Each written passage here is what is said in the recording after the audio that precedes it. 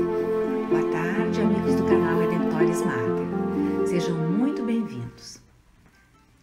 Hoje vamos nos deter olhando um pouco para a passagem de Mateus, capítulo 11, versículos 25 a 30, que é a passagem do Evangelho que a Igreja propõe para este final de semana, dos dias 4 e 5 de julho de 2020, no ano A. É uma passagem muito conhecida do Evangelho de Mateus. Provavelmente é o ensino mais explícito de Jesus sobre o mistério da sua filiação divina, do seu relacionamento com o Pai. E também é um ensinamento muito conhecido sobre o jugo de Jesus, que ele diz ser fácil e leve. Em outras passagens dos Evangelhos, também vemos Jesus rezando ao Pai. Vamos olhar o contexto do texto de hoje de Mateus. Jesus acabou de visitar os galileus de Coroazim e Betsaida. E eles o rejeitaram. Rejeitaram o seu ensinamento, o seu evangelho. Ele os repreendeu, dizendo que se Sodoma e Gomorra tivessem ouvido o que ele lhes falara, essas cidades teriam acolhido. A palavra grega usada por Jesus quando fala em o Pai revelar seus mistérios aos sábios e pequeninos é apokaluptó. Daí vem a palavra apocalipse, que significa revelação. A revelação de alguma realidade invisível, celeste. O que é essa realidade invisível que está sendo escondida dos orgulhosos e revelada aos humildes, da qual Jesus fala hoje? A resposta está nos próximos versículos. Trata-se do mistério da identidade de Jesus. Ele revela que todas as coisas lhe foram entregues pelo Pai, e ninguém conhece o Filho exceto o Pai, e ninguém conhece o Pai exceto o Filho. Ao longo do ministério público de Jesus, as pessoas têm todo tipo de opinião sobre quem ele é. Alguns dizem que é João Batista, alguns dizem que é Elias, outros dizem que é um dos profetas. Mas todos estão errando o alvo. Eles não entenderam o verdadeiro mistério de quem Jesus é na sua essência mais profunda. Jesus é o eterno Filho do Pai, é o divino Filho de Deus. Ele não é apenas o Messias, não é apenas o novo Moisés, não é apenas o novo Davi ou o novo Salomão. Ele é o eterno e preexistente Filho divino do Pai. Portanto, é o mistério de sua divindade que Jesus está manifestando aqui em Mateus 11, em primeiro lugar. E vejam que Jesus não está dizendo que Deus é como um pai, o que às vezes o Antigo Testamento também referiu. Jesus está dizendo que em seu mais profundo mistério, a primeira pessoa, que chamamos de primeira pessoa da Trindade, é eternamente o Pai do Filho eterno.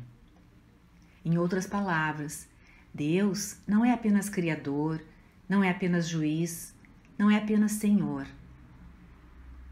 Mas desde toda a eternidade Ele é Pai, está em um relacionamento eterno com o Filho Divino. Jesus, portanto, está afirmando que ninguém conhece o mistério da Trindade a menos que esse mistério seja revelado. Lembremos do que ele disse a Pedro em Mateus 16, 13 a 18, quando Pedro confessou que ele era o Filho do Deus vivo. Pedro, não foram a carne e o sangue que te revelaram isso, mas meu Pai que está no céu. E aí é usada também a palavra grega apokaluptó, para desvendar esse mistério. É um mistério invisível que precisa ser revelado. O Catecismo da Igreja Católica descreverá mais tarde este como o mistério da Trindade. No parágrafo 237, diz que a doutrina da Igreja sobre a Trindade é um mistério em sentido estrito. É uma verdade sobre Deus que os seres humanos não podiam conhecer apenas por sua racionalidade, olhando o mundo e usando a lógica, a razão, a filosofia. Só era possível saber que Deus era uma trindade eterna de pessoas se Ele o revelasse. Ser juiz, ser criador, são coisas que Deus faz no tempo, através da criação, na história da salvação. Mas desde toda a eternidade, Deus é Pai, Filho e Espírito Santo. Isso não é o que Ele faz, é quem Ele é, em seu mais profundo mistério. Depois de revelar isso, Jesus passa para a segunda parte do seu ensinamento na passagem de hoje, que é sobre o seu jugo. O jugo era usado em animais de carga quando estavam arando os campos. Era uma tora de madeira que os trabalhadores usavam para juntar 2 bois para ararem os campos. Nós temos muitos jugos na vida. As gerações recentes sabem bem o que é a dureza do trabalho, as exigências de hoje, de superação, de competição. Conhecem a necessidade de trabalhar muito mais horas e sob condições muitas vezes adversas. É um dos nossos jugos. O Salmo também fala de um fardo que todas as pessoas carregam, o fardo do pecado. Porque minhas iniquidades repousam sobre minha cabeça, também me causaram um fardo pesado. É o que está no Salmo 37, versículo 4. O pecado é um fardo, é como um peso em volta do pescoço que nos arrasta para baixo. E quanto mais pecados, mais pesado se torna. Porque no pecado a pessoa se afasta da graça. Esse é outro de nossos jugos. Agora pensemos, Jesus continua sendo paradoxal naquilo que ele está falando. Porque se nós convidamos alguém para descansar, certamente não pensamos em colocar um pedaço grande e pesado de madeira em seus ombros e convidar a pessoa para levá-lo conosco. Aqui há um outro mistério que Jesus está apresentando, ao convidar para levar o seu jugo. Uma semana atrás, no 13º domingo do tempo comum, Jesus também falara em que devemos colocar a madeira nos ombros quando disse: pegue sua cruz e siga-me. Então aqui ele está continuando essa imagem da cruz, de carregar a cruz para ser seu discípulo. Jesus não está dizendo apenas para que aceitemos os seus ensinamentos, está dizendo para imitá-lo, e diz para fazê-lo de 2 formas. Primeiro, na mansidão.